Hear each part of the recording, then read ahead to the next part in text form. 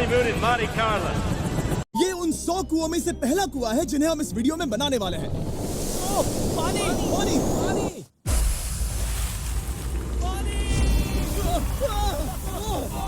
आपने अभी अभी केन्या के एक छोटे से गांव को पीने के पानी का अनलिमिटेड सप्लाई मिलते हुए देखा, वो भी सिर्फ 1 सेकंड में। अभी एक कुआं बना है और 99 बाकी है। आपको ये वीडियो बहुत पसंद आएगा। इन 100 कुओं को मिलाकर 5 लाख से ज्यादा लोगों को पीने का ताज़ा पानी मिलने वाला है। केन्या की इस साइट पर कुछ कुएं बनाने के बाद हम नाइरीरी स्कूल सिस्टम के साउथ में गए और कह सकते हैं कि उन्हें हमसे मिलकर बहुत खुशी हुई। क्या हाल है?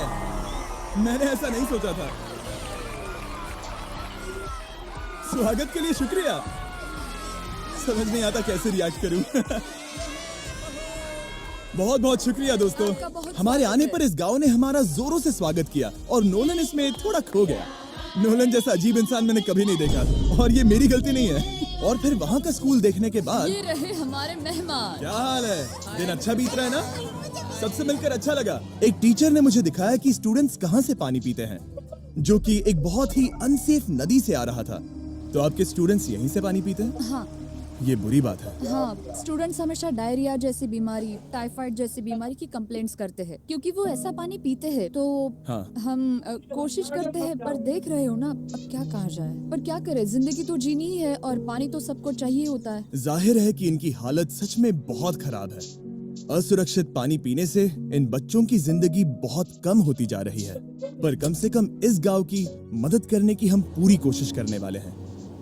क्या पता ये मुझे फिट आएगा या नहीं। मेरा सिर बड़ा है। देखते हैं पानी मिलता है या नहीं। ओ, ओ, बारिश हो रही है। क्या नजारा है। पानी जमीन से बाहर आने के बाद उसे ऐसे बैरल्स में इकट्ठा किया गया और बैरल्स को वाटर टावर्स पर लगाने के बाद आसपास के गांव के लोगों के पास सिर्फ पीने के लिए साफ पानी ही नहीं था, पर एक प्रेशराइज्ड वाटर सोर्स भी था, जिसका मतलब है कि लॉन्ड्री के लिए सुरक्षित पानी भी मिलेगा। और खींचो। मुझे बताओ ये नोलन की मॉम से कितना हैवी है? नोलन की मॉम से दुगना। ओह गॉड। मैं तुम्हें यहाँ से धकेल दूंगा। ठीक है, इसे अब यहाँ रख दो। हमने केनिया में और 20 कुएं बनाए और उसके बाद इसके जूते में भी कुआं डोंट है। वरी, मेरे दूसरे जूते में भी पानी है। मैं बताता हूँ कि हमने ये 29 कुएं कैसे बनाए। इस विशाल सी ड्रिल से जमीन में सैकड़ों फीट गहरा गड्ढा किया, वो भी पॉल्यूटेड सोर्सेस से होकर सीधे विशाल से पीने लायक पानी तक। उसके बाद हमने पाइप्स इंस्टॉल किए ताकि लोग पूरे अफ्रीका में इन हैंड पंप से पानी ले सके और नाइरीरी में भी। इसे टेस्ट करके देखते हैं। पानी जैसा है। मुझे इस 5 गैलन ड्रम को भरने के लिए 5 मिनट लगे। इससे एक दिन में कितना पानी मिल सकता है? 3600 गैलन्स एक दिन में। ये न केवल स्कूल के 400 बच्चों को कवर करेगा, बल्कि स्कूल के आसपास के गांव वाले भी इसका अच्छे से इस्तेमाल कर सकते हैं। पानी के लिए शुक्रिया आपका। कोई बात नहीं। ये पंप नॉन स्टॉप 30 सालों तक चल सकता है। आपको लग रहा होगा कि इस तरह का बड़ा काम करने के लिए एक बड़े गवर्नमेंट की जरूरत पड़ेगी, पर ये सच नहीं है। ये प्रॉब्लम सुलझाना बिल्कुल मुमकिन है और ऐसी चीजें करने के लिए इंसानियत को आगे आना ही चाहिए। आपकी कामयाबी का राज क्या है? सच कहूँ तो ऐसा कुछ खोजो जो तुम्हें करना पसंद है, उसे लंबे समय तक करो और तुम्हें कामयाबी जरूर मिलेगी। मैं इसे बहुत करीब लाने वाला हूँ, देख रहे हो? मजेदार है ना? जरा ऊपर देखो, वो रिकॉर्ड कर रहा है। ठीक है, मैं इसे करीब लाने वाला हूँ। ठीक है। हाँ, तुम खुद को देख सकते हो। हम इस गांव के लिए भी कुआं बना पाए, इस गांव के लिए भी और इन दूसरे 12 गांवों के लिए भी। और जब हम ये पंप्स लगा रहे थे, तब हमने यहाँ के एक स्कूल को नए कंप्यूटर से अपग्रेड भी कर दिया। बच्चों को ये कैसा लगा? उन्हें शुक्रिया, सच उन्हें में ये बहुत पसंद पसंद आया। खुशी है कि सब ठीक से हो गया।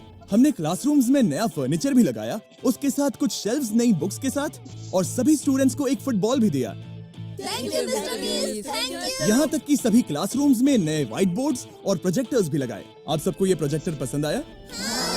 हम चौक का इस्तेमाल कर रहे थे जिससे बहुत डस्ट होता था, लेकिन आज सब कुछ साफ है। हमें इस बात की खुशी है। कोई बात नहीं, इतना तो कर ही सकते हैं। पर जब हम 45वें कुएं की साइट पर गए, तब एहसास हुआ कि वहाँ का हाल और भी बुरा है। जब भी उन्हें पानी की जरूरत पड़ती थी, तब उन्हें जंगल से 1 मील खतरनाक रास्ता तय करके जाना पड़ता था, जो एक विशाल सी पहाड़ी से जाता है। मैं जल्दी उठता हूँ, लगभग सुबह 4 बजे, ताकि मैं स्कूल के लिए पानी ला सकूँ। यहाँ से पानी निकालना सेफ नहीं है। ये जगह बहुत स्लिपरी है, जिससे किसी को चोट लग सकती है। हमने उनके कुएं पर काम करना शुरू किया, तब उन्होंने मुझे दिखाया कि वो पानी कहाँ से निकालते थे। आपको दिन में ऐसे कितने चक्कर लगाने पड़ते हैं? 2 बार। दिन में 2 बार? ओह वाओ, तो एक आम स्टूडेंट ऐसा ही कुछ ले जाता है? ओह गॉड, अगर 200 स्टूडेंट्स ऐसा रोज करते हैं तो ये कितना मुश्किल होगा? बहुत मुश्किल हो सकता है। ओह गॉड, ये ढलान तो बहुत बड़ी है। अरे यार, ये ढलान तो रुकने का नाम ही नहीं ले रही। हर रोज मैं सच में दंग रह गया कि ये चढ़ाई कितनी मुश्किल थी। ये सब इतना कुछ करते हैं ताकि वो यहाँ तक पहुँच सके, जहाँ इन्हें साफ पीने का पानी मिल सके। आमतौर पर आप पानी यहीं से लेते हो? हाँ। और पानी भरने के बाद ये जग्स लगभग 18 किलो तक हो जाते हैं, जो इन बच्चों के लिए पहाड़ियों से ले जाने के लिए बहुत मुश्किल है। लेडीज आराम से ये 2 उठा सकती ओह, हैं। तो मैं अभी जरूर ले जा पाऊंगा। और एक बार हमने जग्स भर लिए, उसके बाद वक्त था वापस ऊपर जाने का। जल्दी करो, चलते हैं।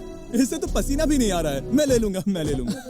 और अब घंटों तक असुरक्षित पानी को इकट्ठा करने के बजाय उनका नया पंप स्कूल के बस 10 फीट दूर था, तो अब ये यहाँ से पानी ले सकते हैं। बहुत थक गया।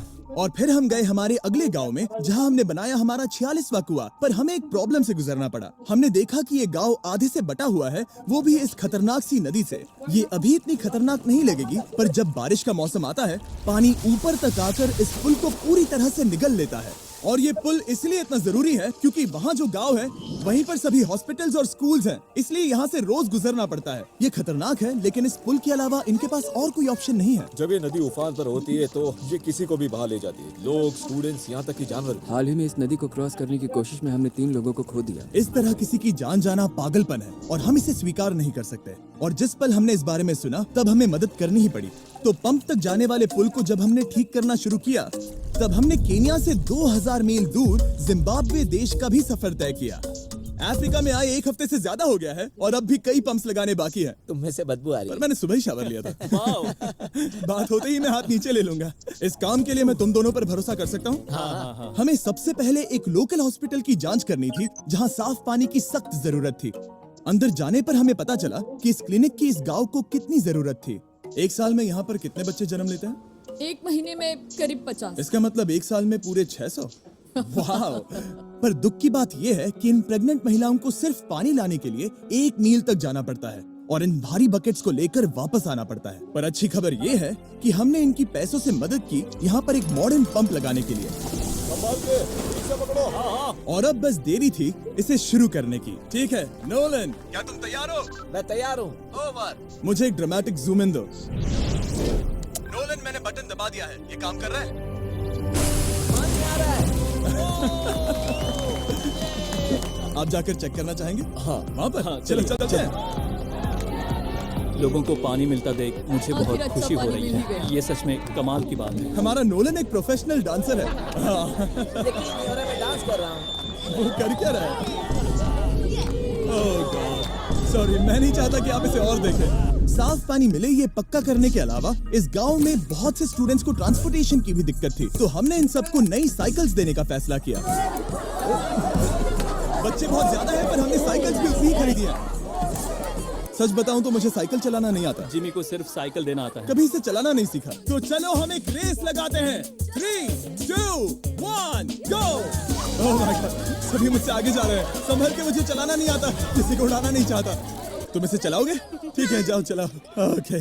और इन्हें साइकिल्स देने के बाद हमने तब तक पंप्स लगाए जब तक हम पहुंच गए कुआं नंबर 69 तक। ये कुआं सोलर पावर्ड है, जो गांव के किसानों के लिए खास बनाया गया है, ताकि इनकी फसलों और जानवरों को जरूरत से ज्यादा पानी मिल सके। चाहे गर्मी हो या फिर बिजली ना हो, इससे कोई फर्क नहीं पड़ेगा। और एक पैनल है 200 वॉट्स का, जो एक पंप से जुदा है। ये पंप हर घंटे 5000 लीटर पानी खींच सकता है। बेसिकली ये अनलिमिटेड पानी का सोर्स है इस पूरे गांव के लिए।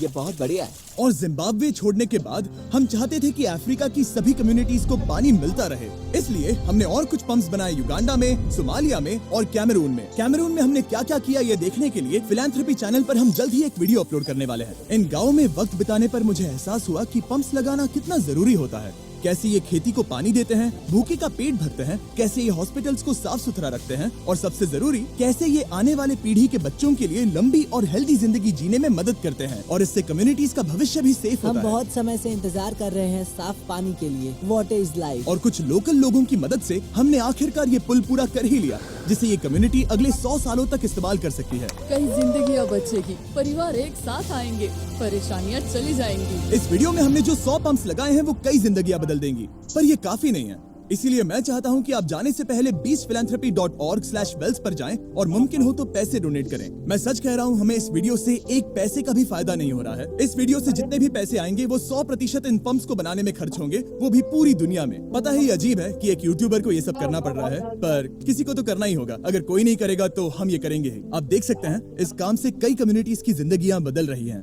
और फाइनली 100वां पंप। ओह माय गॉड, मुझे माफ करना।